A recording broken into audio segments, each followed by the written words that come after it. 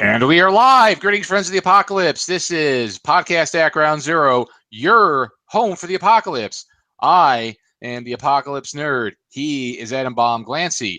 And special co-host tonight is Austin Bennett from Mystic Ape Games. And tonight we will be talking about their Kickstarter for their new game, The End is Nigh, a pre-apocalyptic destruction game.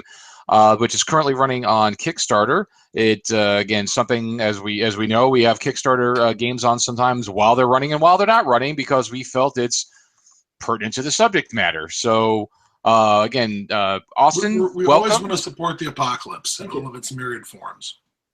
Yeah, so we're going to be talking about Austin, and well, Austin's not the only person involved with it, but he is their. He is their social media figurehead. He is he'll be their talking head for the game. So spokesmodel. We'd like to think of it as the spokesmodel. That's kind of what it is. I do a lot of the talking at conventions or any kind of local events where we're demoing games. That's pretty accurate. So we're going to be so again, welcome Austin. We'll be talking about the game tonight. We'll be asking him lots of questions. You know, people who've watched the show before know that we have a. Ask some questions. We want to find out pertinent information about the game and what it is. And excuse me if anybody heard that. So before we start, real quick, as usual, we like to talk about apocalyptic things we've run across. Again, I just really haven't had too much time to really run across anything this week. I'm sure there's lots of stuff out there, but I myself have been through I'm in a house buying and moving apocalypse, which will be coming up. So I've been a little preoccupied with that, because anybody who's bought a home knows that the chores that are involved with that. And then also we had, the sky is falling apocalypse down here in Southeast Florida. We had the Hurricane Matthew. I've lived in Florida for 36 years, folks. I've seen this time and time again. It's nothing. Yes, it's nothing you should joke about. You got to be cautious. You got to be prepared. But just watching this day in and day out, and these storms coming, how it's like the sky is falling is just ridiculous. And I posted something on my Facebook page, which while watching the news, because again, it was tracking towards us. And it did get close offshore. Don't get me wrong. But unfortunately, by me, I just wound up getting basically it was like some severe rainstorms and some wind for for like maybe half the night. But that was about it. The people up north got hit a lot harder than I did. But while I'm watching this, and as things were not happening in our area, the only thing I could think about was the original Dawn of the Dead in the beginning in the studio, where she pulls down, the rescue stations because they're out of date, and the producer's coming on. It's like, I want those rescue stations back on the air because every minute they're not in the air, people aren't going to watch. They're going to tune out. That was the only thing I could think of while watching this, because they're just saying like, oh, look over here, look at the wind blowing on those trees and the rain, and they're talking about how, it's going to circle back and it's going to go through the Bahamas and hit Florida again. And it did nothing of the kind.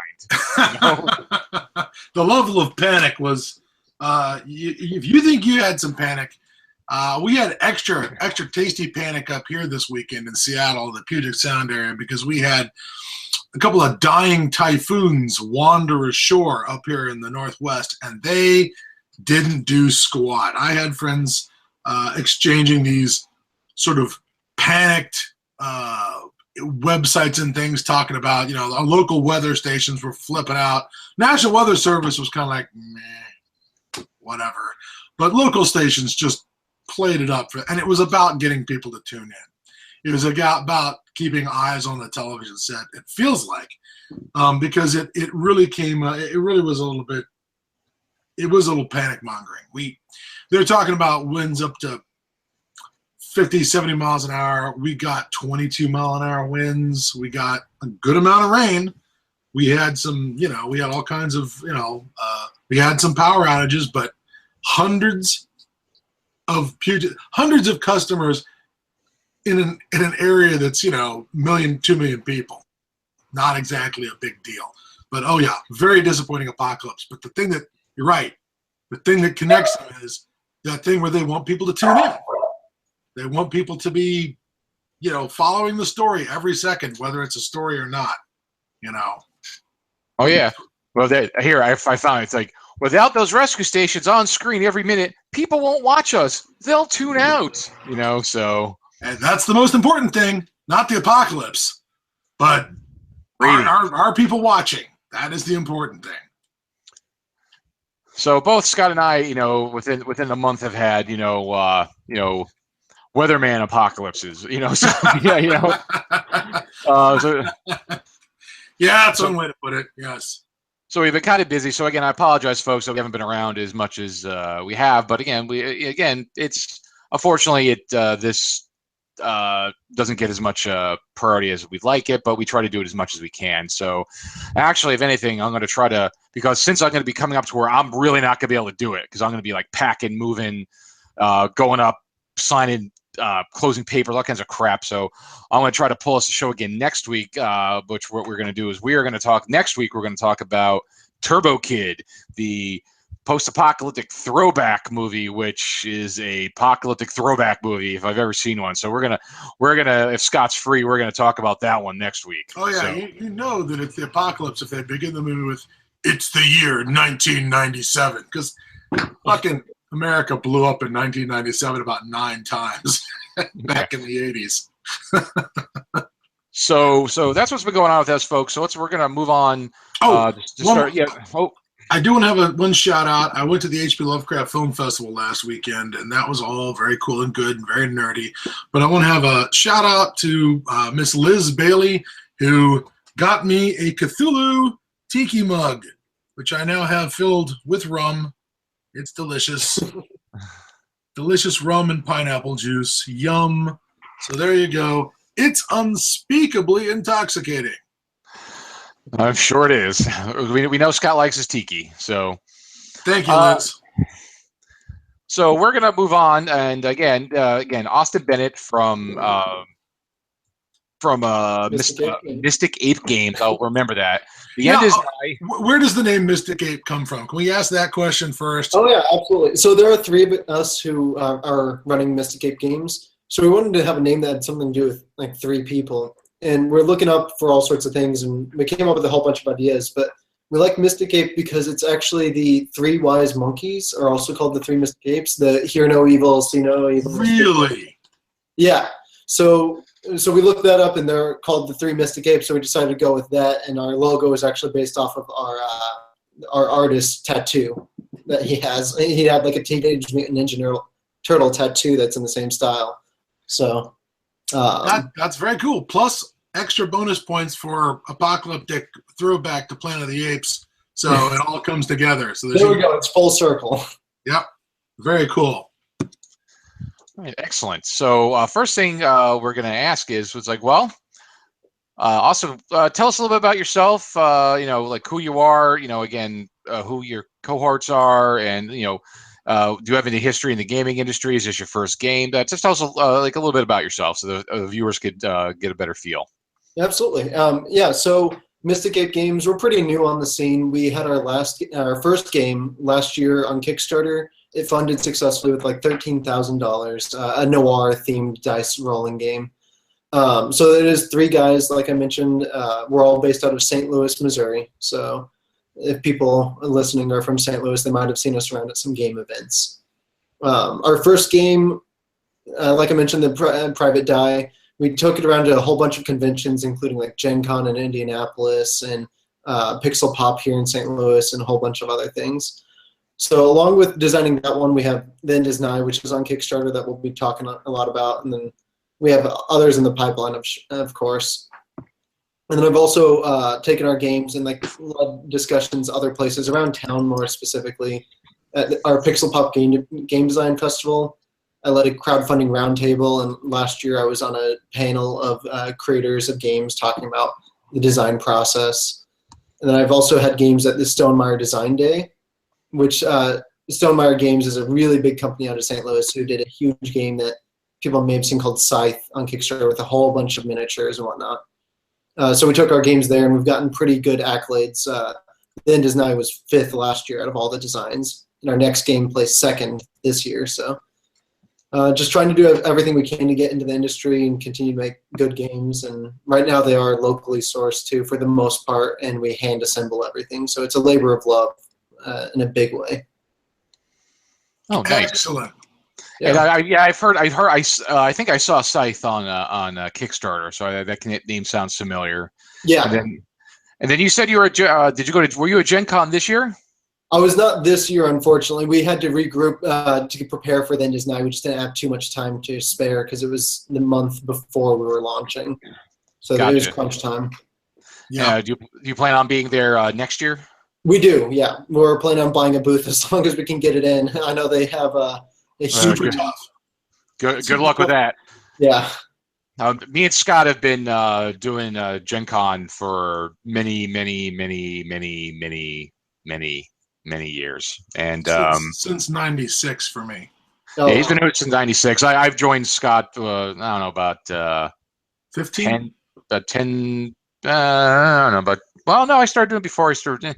Probably close to 15 years ago, almost. So, so we share booth space. We both do Lovecraftian based products. Scott is the head of Pagan Publishing, and they do Call of Cthulhu based Call of Cthulhu based items, Delta Green. I'm Dagon Industries. I do all kinds of just tchotchkes, trinkets, baubles, all related to Cthulhu mythos. Coins and bumper stickers, license plate frames, pendants, all kinds of just nonsense like that. So if you have any trouble getting a booth or booth space, consider hitting us up for display space at our booth. We'll find. Oh, be careful! I might take you up on that. I know. We'll just have to figure out what things look like a little closer to go time, but it might be able to work. Yeah. So keep us in mind. So yeah, and if anything, we'll all have a drink at minimum. So absolutely, yeah, we'll definitely have to do that. All right, cool. So all right, thanks, awesome. That's pretty cool. Again, it's good to see. There's definitely a renaissance in gaming. I see. Because I think of the this age of technology and this access to everything is making it possible for small game companies like yourselves to kind of get in there and start producing, good ideas. So that's there's so many tools at our disposal, and I would say honestly, video games are kind of driving it a bit as well because more and more of the games you can't play on couch co-op anymore. So like I used to play a huge amount of video games. I play less now because I want to do stuff with friends. So we play around the tabletop more because it's easier than it used to be. I mean, there's not as much co-op games on video games anymore. Really? I have not kept up with co-op games almost at all, because co-op games, with a very few exceptions, were basically, just sort of fuck your neighbor games, where you you show up, somebody spawn squatting you, you die, you respawn, you die again. That was always my experience with them, except for a few games like the Left 4 Dead ones were nice and cooperative. Oh man, I loved the Left 4 Dead games whenever they came out. They were so good.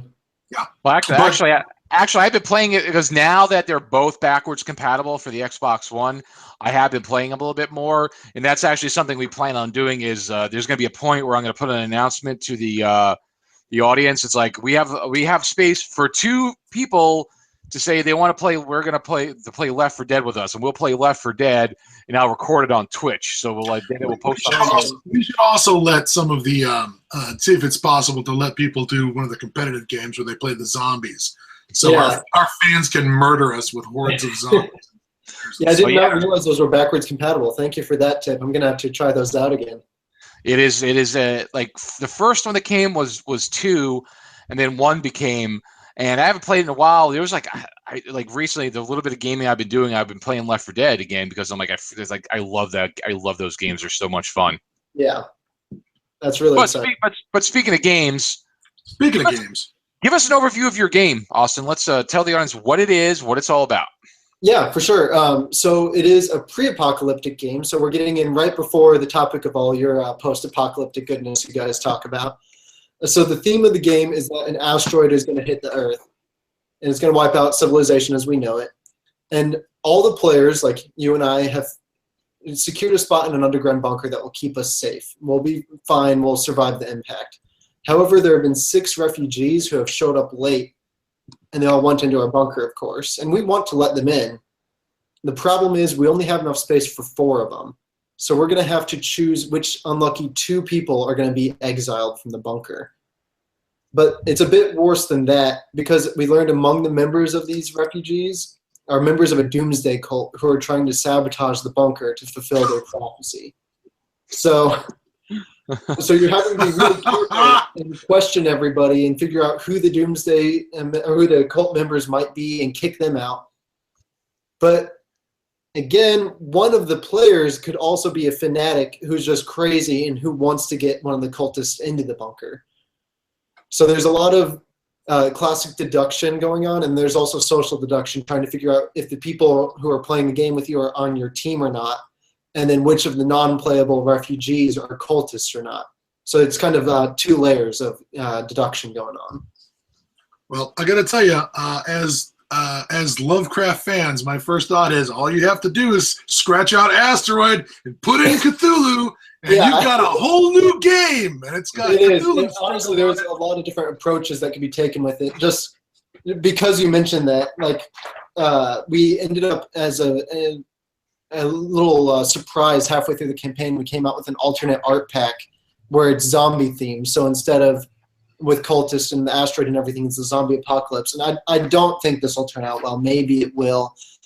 But we had a zombified art done for all the characters. So, no, that's working. Yeah. But we're really happy with it and just how they look normally. Our artists did a great job, but having their zombified versions are really good, just all geared up for the apocalypse with their weapons and everything. But nice. Yeah, and ideally in the future we might be able to do more stuff like that as goodies for like conventions or whatnot. But for right now we just have the base game with the asteroid and cultists, and then the expansion, well, not expansion, the art pack with zombie theme. Very cool. I have backed it for the base game plus the zombie expansion. So. Oh, thank you very much. Every little bit, because that's how I wound up connecting with Austin's. Like, I backed the project, and he sent me a thank you note for backing, and he's like, "Oh, I checked out your the things you've backed and your name, and I bet you would fit right in." And I was like, "Yes, it will." And I said, "How would you like to be on a podcast about the apocalypse?" So, and that's how it all started. So it was perfect. So, about the mechanics of this game, what are the general mechanics of this game? How does it work?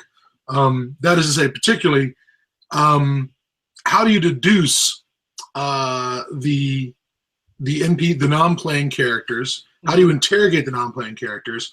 How do you keep secret attributes from the players during that deduction? And how do you assign secret motivations to the players during the game?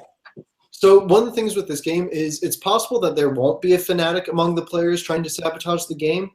You essentially take civilian players cards equal to the number of players, and then you add 1 fanatic for anything that's 4 or less players. And then you shuffle those up and deal them out, and 1 card is left over. So it could be the fanatic card that's trying to make the game lose, essentially, or it could be one of the civilian cards that's trying to keep the cultists out of the bunker. So there's a chance that everybody is working together, but it's in the favor of somebody being a saboteur within the ranks. And the game is, just to mention, the game plays 2 to 6 players and 15 to 20 minutes. So it's a pretty quick little game. It's nice to fit in at the beginning of the evening or between games or anything like that. And I love games like that. Like. Because I like quick games, because a lot of times I don't feel like sitting down to a long slog of an all-night thing with one game. Like, I have like a lot of like quick little 15, 45-minute games, and that way you could get like 2, 3, maybe even 4 different games in an evening just to kind of mix it up. Yeah. Plus, you're always waiting for that one guy who's late. The big game, so. And Scott, you would like this one then if you like those quick games as well. It's called Don't Mess with Cthulhu. It's a really fun little fast-paced deduction game as well. I just played that recently. It's a lot of fun. Well, as much as I'm a fan of Cthulhu, it's definitely getting to be the bacon of nerddom. Where if you put It is absolutely. Getting? I think it already was. First zombies were sort of the bacon, but boy, Cthulhu has been catching up pretty good on that. Yeah, it has been. But I guess going back to the gameplay, so the bulk of the game is done through just 12 turns, and on a turn, a player will question a refugee. So what that means, the refugees are the non-playable characters, and then at the beginning of the game, all of them have 2 trait cards assigned, and those trait cards will determine if they're a cultist or not. There are just 2 cultist trait cards that are put out at the beginning of the game. So then you're looking at these 2 trait cards, and depending on who you question, the NPCs all have a different effect. So you might question the Hermit, and his thing is you can only look at 1 card, and you don't actually even get to look at it. Somebody else has to look at it because he doesn't like talking to people. Or you could look at you could look at the con man, and what he does is you switch his card with somebody else, and then you look at the new card. So he's essentially stealing people's identities, and they all try to have like a thematic different effect that takes place depending on what their personality is. Okay. So then, however many cards you see underneath one of the refugees, it could be 1 or it could be 2. After you're done, you can only say whether they are or are not a cultist. So even if you see a trait that says that they're rich, or if they're a doomsayer or something like that, you can't say anything. You can only say they're not a cultist, because some of the cards have effects besides the cultist cards that have some kind of impact on the game. Okay, so you as a player inquire after an NPC, but another player has to give the NPC's answer. And the question is, do you trust that other player to give you accurate information? Exactly. So like, let's say, I realize some of the cards might be handy. So let's say you decide to question the undergrad. So all of the characters have 2 cards. And with hers, you get to look at 2 cards. So you could see, pacifist card, which doesn't mean anything. It doesn't help. It just, you basically know that she's not bad. But then her other card could be a cultist, and that would mean that she is a cultist then. And then it's up to you. You can lie. If you were the fanatic, you could say she's not a cultist. She's fine. And then other people would have to question her later, because after somebody becomes questioned, they get exhausted, and they can't be questioned again until the next turn. Okay. So there's a lot of trying to figure out what the cards are placed at, but then every player does have a special ability as well, and then some of the non-playable characters have effects that move the cards around the table. I feel like I'm a bit all over the place. I've never described the game without like having it set up in front of you. me. Lay the deck down in front of you. No, that's fine. No, we didn't expect to get top to tails definition of it, but we just wanted to give people a good idea of what the game is and kind of how it works, and so that's cool. Just as a side note, because the next thing we were going to ask him about was, unless you got more about the mechanics. Oh, no, that's just, you question somebody, you say whether they are or not a cultist, and then you have to vote to exile them. And even at the beginning of the game, you might not know too much, but, it's getting close to the end of days, so you have to make a decision quick. And then it's the next person's turn. So turns go pretty fast. They're only about a minute each, if that. Is there a possibility after having... you're going through these refugees one at a time, deciding whether they stay or go. And if you get to a point where you interview all 6, like there's 6, and you got to get in 4. If you get 4 in, does it end there, or do you go through all 6 and then maybe you go, wait a minute, I don't believe that one. Something has happened that has tipped me off that maybe Joe was lying. I want to boot the undergraduate and put the hermit in. Yeah, so the refugees get removed after round 6. Whoever has the most exile markers is removed, and then after round 12 at the end of the game, the second one with the most is removed automatically. Okay. Yeah, and whenever they're removed, you don't get to see whether they were a cultist or not. It remains a mystery, so it's even more tense. You could have just sentenced somebody innocent to death, and you have no idea. Oh, you guys are douchebags. That's all right. That's marvelously uncomfortable. All right, that's how I like my apocalypses. Now, what is the? I don't think I missed it, but what is the? What's the victory condition? Is it a cooperative win, or can it be individual? Is there individual wins? It depends on what team you're on. So if you're a civilian and your goal is to get both of the cultists out of the bunker, then you win as long as there are no cultists in the bunker. And then if you're a fanatic, you win as long as one cultist has made it into the bunker. So it is a little bit tough, but some of the card effects that happen make it a lot easier. And if you're all good, it can be easier. But sometimes it can be tough, and that's when you want to deal it again and try it. You just created a game that is both either a competitive version or a cooperative version, and you're not going to let the players know which version they're playing until victory conditions are revealed. Yeah, it's that's part of the deduction, is just trying to figure out who's on your team along with who the refugees are. There's a lot of moving parts. No, I like that. That is extra good tension. That is extra good tension in the game, that you do not know whether you're playing a cooperative game or a competitive game. That's interesting. And again, all of that wrapped up into a game that could take, what, like 15 minutes, 15, 20 minutes, you know? Yeah. It runs really, I'm really happy with how well it's run. And a lot of people have been really excited. We were just at a convention, not this past weekend, but the one before, and we did a lot of demos, and a lot of them weren't necessarily the gamer types either, and they were really excited by it and enjoyed it quite a bit. I'm going to put this out there, is I want a variant or a theme pack for this game for the thing. Honestly, so our artist, his name, last name is Wallace as well, actually. He loves the thing, and I just saw it this year, just a couple months ago, and I love it as well. And we almost did a theme pack for it, but right before we put it up, we decided on the zombie one because the Thing inspired social deduction game just funded on Kickstarter. What? Ooh. What? Yeah, it looks like a lot to fun too. It's an app-based game. So I don't know. I missed that one. Oh wait, hold on. Wait. We need to stop here for a second. You just saw the Thing a few months ago? Yeah, I know, right? All right. Show's over, folks. This guy's got to go, okay? I know. He's seen it. He's allowed in the bunker. All right? My God. He has seen it was phenomenal, though. I enjoyed it quite a bit. I can't believe I hadn't seen it sooner. All right. Well, I mean, you are a young lad, so I guess we can.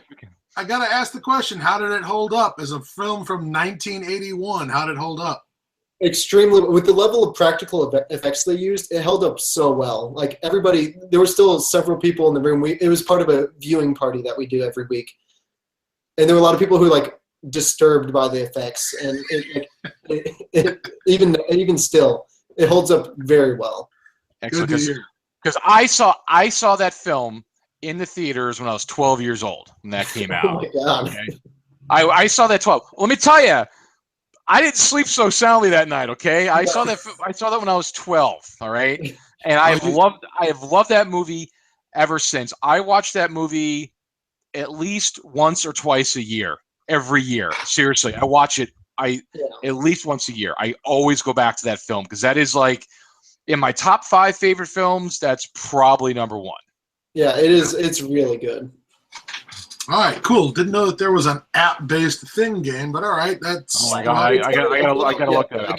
I backed it on Kickstarter. I can't wait to give it a try. Oh my God, I can't believe it. So what? People's games. Yeah. What? Going to the next question of what inspired the creation of the game, I'll tell you one thing. I think what I thought of was, there's an old Twilight Zone episode about there's like a scare about a nuclear war, because again, then that show took place. There's going to be a nuclear war, and there's just one guy in the neighborhood who has a bunker, and all his neighbors are all, everybody was all nice until there was going to be a bomb, and everybody wants to try to get in, and they basically break down his door. That kind of came to mind when I thought about the inspiration of the whole bunker theme. But what was your inspiration for the creation of the game? Absolutely. I was talking about this a little bit earlier, actually, before we got started. And whenever I was at summer camp, it was a bit of a different summer camp, like a leadership type thing. We had an activity we did where almost the same exact situation, except it's bombs dropping and people are trying to get into a bunker. And all the people participating get a little identity. And it says like who they are, it says what their profession is, some traits, but then it also has like bad things about them that they're hiding from people, that they don't want people to know. And then you're making your case, and like based off your card, you're trying to say things like why you should be let in. Like, one person might be a priest who's who's helped a lot of people, or somebody might be a doctor or whatever. And then you have to vote on certain people to get in. And then at the end, you figure out of all the people you decided to let in, all the terrible traits that they may have, even though they look good on paper based on their good things. Other things might be like, he was a severe alcoholic who, was physically abusive or something. Or it could be that, they had a terminal illness and they only had a couple months to live or something like that. So that was a huge inspiration, just like the whole thing with the traits and trying to figure out, you don't know exactly who's good or who's bad or what kind of baggage they have along with them. I was saying that I remember that exercise from maybe I ran into it in the 70s and 80s. I don't remember it as a role-playing exercise where everyone took on the character that was on the card, but I do remember of us having all these cards, and they would lay out their positive and negative attributes and decide which ones are going to go in the bunker and which ones don't. Yes, it's a doctor who's an alcoholic, or it's or maybe it was the doctor was terminally ill. Can the doctor pass along enough information before they go to be useful? And I remember that exercise. And if anybody out there listening on the interwebs can name what this exercise was, because I remember and I thought it was just something the teacher made up on the spot. But the fact that it was wandering around as a leadership exercise tells me that this thing, came in a ring binder, with cards and things, and was actually something that was, produced and disseminated.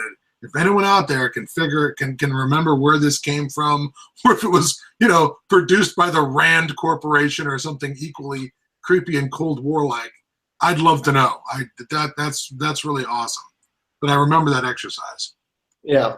So that was a huge inspiration. As far as gameplay goes, to a smaller extent, a little bit, a game called Lifeboat, which was a card-based game as well, but it had player elimination, like fighting. And that was things that made the game drag a little bit for us. So I wanted to do a game that didn't eliminate players from the game, and it went a lot faster and had a little bit more depth of decisions to make. So that was a bit of the inspiration for gameplay-wise. Excellent. All right, and well, I guess that kind of rolls into maybe.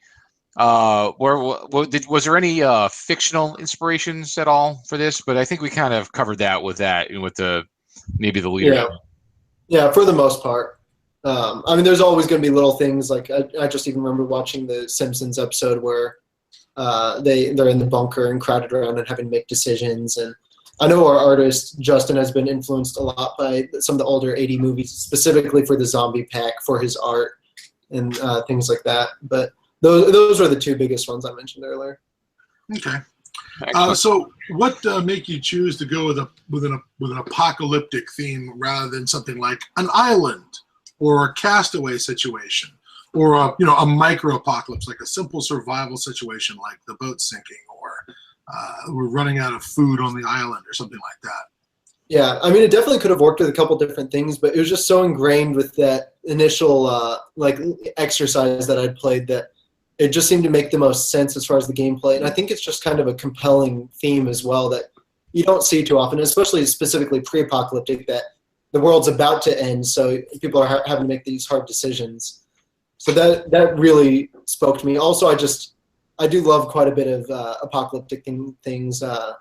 Jared and I were talking about Fallout earlier. And Fallout is one of my favorite series. I have the Pip-Boy over here in the corner and the bobblehead and some art from the game. I had been spared Fallout 4 for several months now, and a friend of mine bought me a fucking Xbox One and Fallout and the damn season pass, and I'm eternally grateful. They did this because there were terrible things happening in my life, and they're like, here, have a thing that's not terrible. It's the apocalypse. And I swear to God, I'm going to get to it, but I still have so many deadlines that are up in front of me. I've had to just bite my tongue and hold off until I can get into Fallout 4. But when I do, goodbye. You're not going to see me for about a month. I told Austin, I said, I only got 400 hours into the game. And he's like, that's a lot. And I'm like, I didn't even scratch the surface.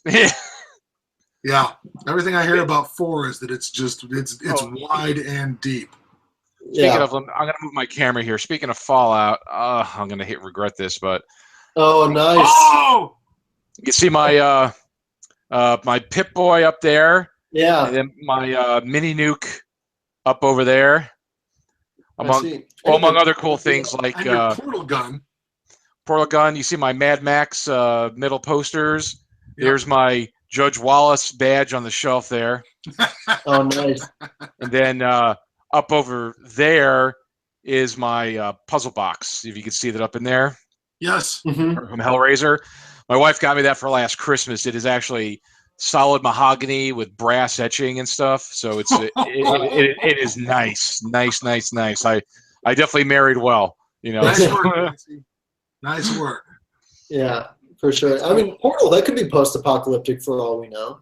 Well, totally. That could be that world, that complex could totally be in Gam World, because isn't it, if I remember correctly, in the end of the first Portal game, is it the first one or the second one where you actually get outside and everything's kind of in Yes. Yeah, it's the second one. You don't, or it might be the first one as well, actually. I still remember the first one. You get outside, and the outside of Aperture Technology looks wrecked. Yeah, it does. You're right. So it's very ambiguous at the very least. It very well could be a post-apocalyptic, like you exist in a post-apocalyptic world, like a lot of people say that the Paranoia role-playing game very easily could be taking place in a like Gamma World or something, you know? Yeah, just one corner of it. It reminds me of the old Harlan Ellison "I Have No Mouth" and I'm a Scream thing, where the computer is torturing the last of humanity for no damn good reason, except apparently it's not a fan of humans.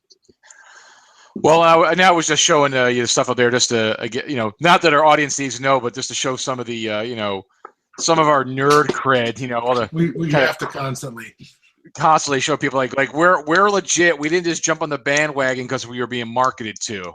So and actually, I even have I don't want to move the camera again, but I went to the there's a Titan 2 missile museum in Arizona. So it's actually like a decommissioned Titan 2 missile silo where they keep it as a museum and stuff. So my wife picked me up when I wasn't looking. They have replica keys of the actual keys, that you turn. Nice. So I got that. You didn't tell me that. You didn't tell me you had the fucking brass keys. So you can have Mike Madsen pointing his pistol at you, going, "Turn your keys, sir." Yeah, so I got the go code. So I got it sitting right up there. So yeah. Yeah. One of my favorite things was whenever I visited my grandma's house. My grandpa was a military policeman on an Air Force base, and I guess one day while she was visiting, they went out and there was a missile launch test. Oh my God! And they went out afterwards, and she has a paperweight that's an actual picture of an actual piece of an exploded missile, and it has like the curved edge and the curved inner edge. It's extremely heavy. Wow. Yeah, it's real cool. That's cool. That's a little piece of history there, a little piece of Cold War right there, Yeah, for sure. That's really cool. Sorry, so we left off with the apocalyptic theme, which again, I guess that's pretty obvious why at this point, And this question may or may not apply because we tend to have some general questions for people. Did you see anything missing from other post-apocalyptic games that you think this game maybe provides? Yeah, I think a lot of post-apocalyptic games kind of focus more on combat or just like surviving and things like that. And I guess it makes a bit more sense since we're pre-apocalyptic that the focus is really on trust and who you're going to like choose to trust and like just what might be going on and who is trying to actually cause the downfall of the people. That's to an extent in some of the other games. I guess you could consider Battlestar Galactica post-apocalyptic because their game does have a lot of that deception and trust, but there is still quite a bit of combat in there. And Dead of Winter is another good example, but again, there's a lot of combat there as well. So our game, just really the crux of it is all about the relationships between the people and who you can trust and just actually making the decision of who is going to be kicked out and who's going to have to face the apocalypse. So I think that's something that isn't available in a lot of games. And I think you're right. Now that you talked about it, I was thinking about it. I was like, yeah, most post-apocalyptic games they got the theme, but it's really about combat. This is not about combat, like you said. It's Not at decision. all. It's decision Yeah. making, which is very different. It's very cool to have something different like that, because that's something me and Scott, I know we've talked about this in the show in the past about making those tough decisions about, we've talked about things like, people and skill sets and rebuilding. And it's like, who do you keep? Who do you don't keep? It's like, yeah, you were a doctor before. Well, guess what? You're going to be chained to this room for the rest of your life because we don't want you going anywhere because you need to be, the decisions you have to make for good or for bad, and like, who do you let in? Who do you kill? It's like, do you become just as bad as the people you're trying to keep out? Because like, listen, we can't have, people like you here, because you're just going to bring us down, so it's about making the tough decisions, and are you making the right decisions? So that's you're right. That's totally what your game is about, is making those tough decisions. That's really cool. It's refreshing and different, so I think we're really going to enjoy that when it comes out. I hope so. Yeah. All right, cool. And then, cool. God, I didn't really think about that. That's excellent. No, it's cool.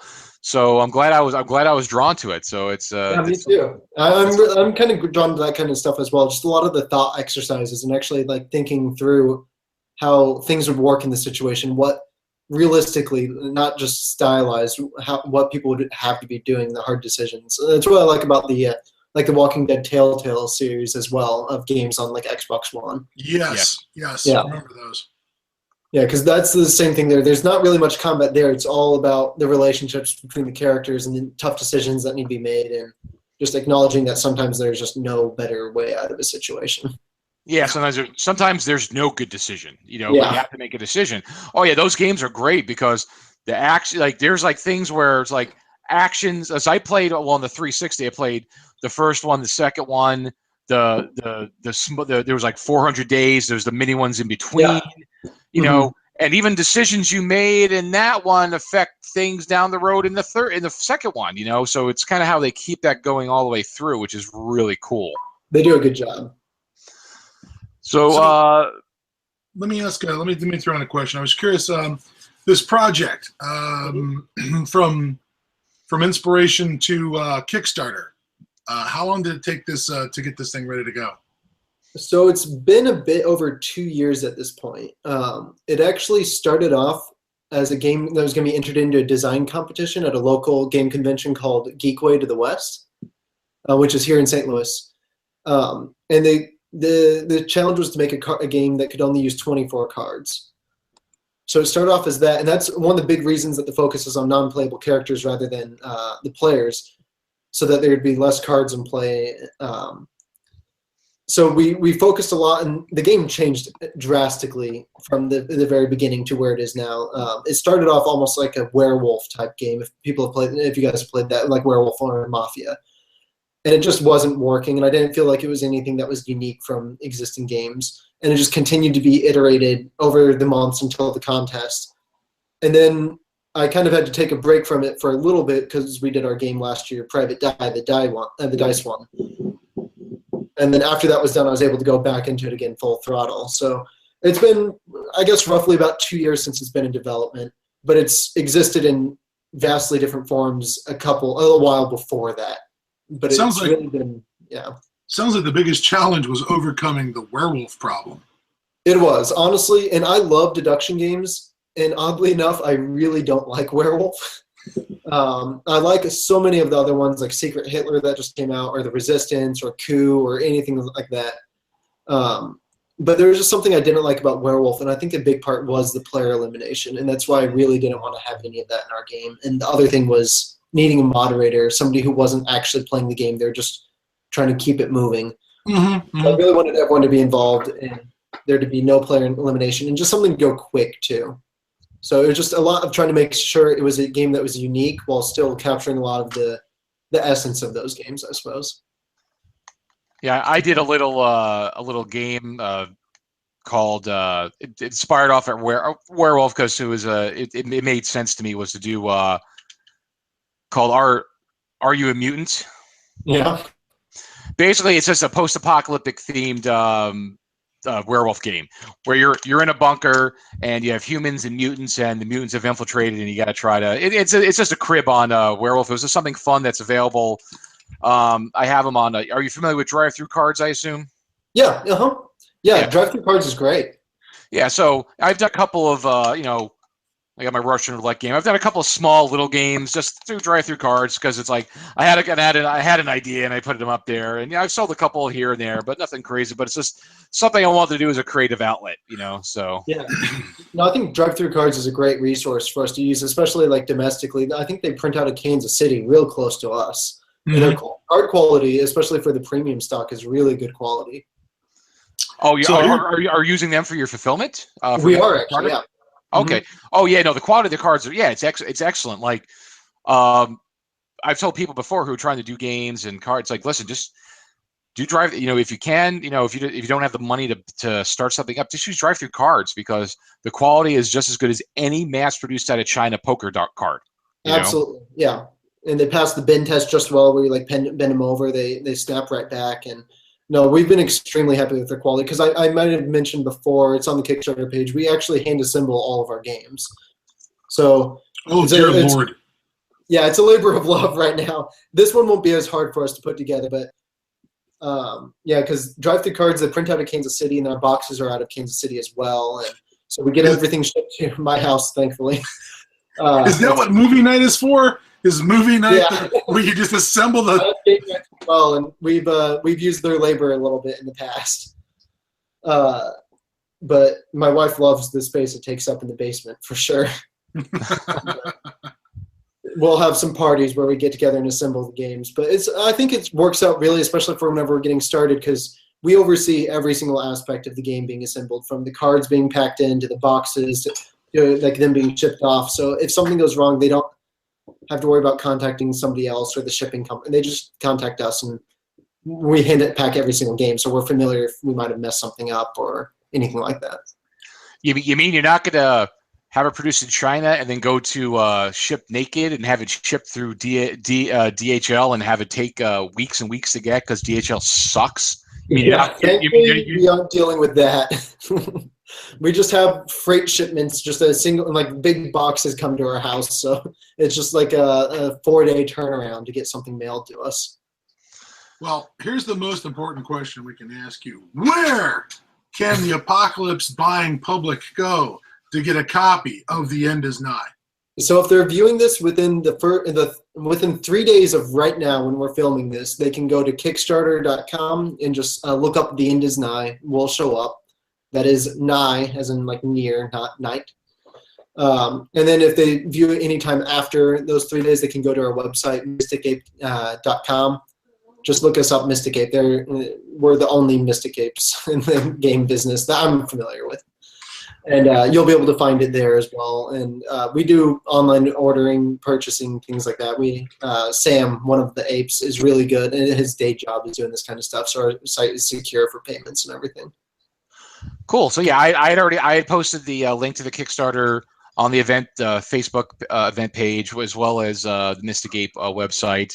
And actually, I think last week I had posted actually on the blog the actual Kickstarter itself for The End Is Nigh. So people hopefully have seen that already. So and then once we'll do a little repost, get some more, try to get a little more last minute attention for you. So.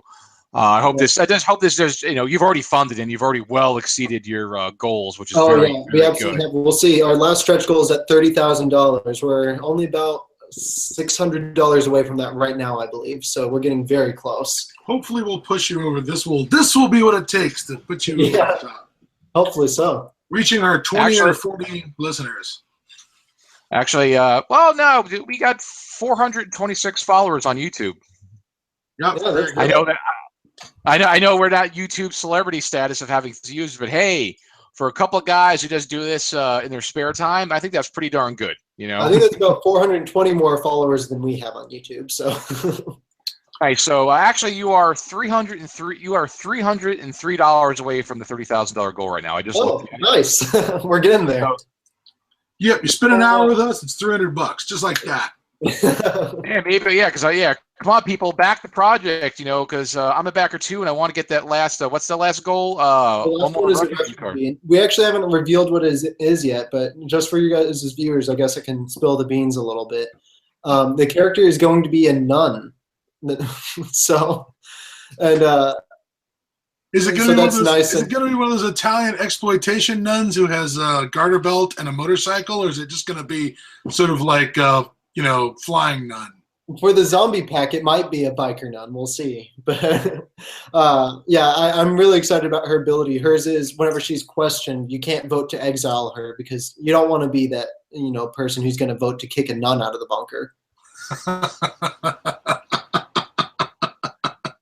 Nice. Okay. And since I just mentioned we were $303 away, we just got another $39 on Kickstarter since I mentioned that. So yeah. It looks like we did. Right, so folks, keep on backing the project. It's like I said, and you heard it first as a Zero exclusive. You heard what $30,000 stretch goal for the end of the night is going to be. It's going to be the Nun. So for the 4 people who are right now live, and if somebody goes to the channel later before the day it's over, they would have heard. You heard it here first, folks. Yeah, you have the inside scoop. That's right, boys. Get Nun. Get Nun. Got to get your Nun. So, all right, excellent. All right, so awesome. Thank you for sharing all the information about your game.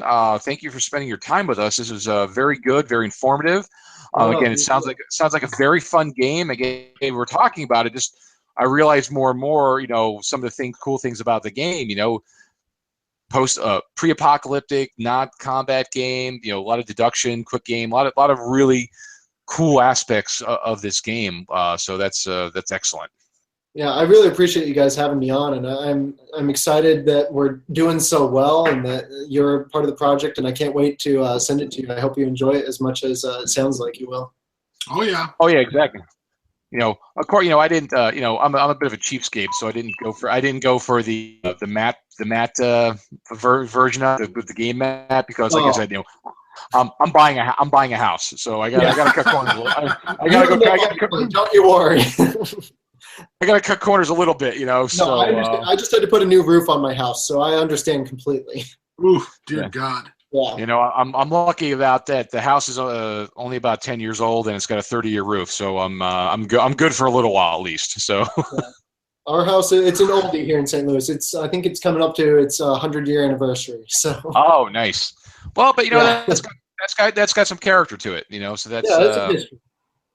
Something to be said. So, all right, folks. So that was again. The end is nigh. Okay, you can find it. It is currently live and running on Kickstarter, and you can just go to Kickstarter.com and you can find the game listed there. Just go look for The End Is Nigh, or you can look for Mystic. I believe maybe Mystic 8 Games. If you need to see where it is, you can find me on Kickstarter. Just look for. Of course, I go by the name of Apocalypse Nerd on there. What a surprise! And you can see it on my list of back games. So, and then after the Kickstarter, if you do miss the Kickstarter, folks, it's not like that's the only time you could get it. They will have it available on their website, mysticapegames.com. So you'll be able to get your hands, your little dirty pre-apocalyptic paws on that, and hopefully they'll be at Gen Con 2017. Because again, as you guys have listened to us for years, me and Scott are always there. So. Drew will hopefully be there. If viewers end up backing us, they'll have to let us know in a message so I can know. Maybe we'll be able to work out something special. Excellent.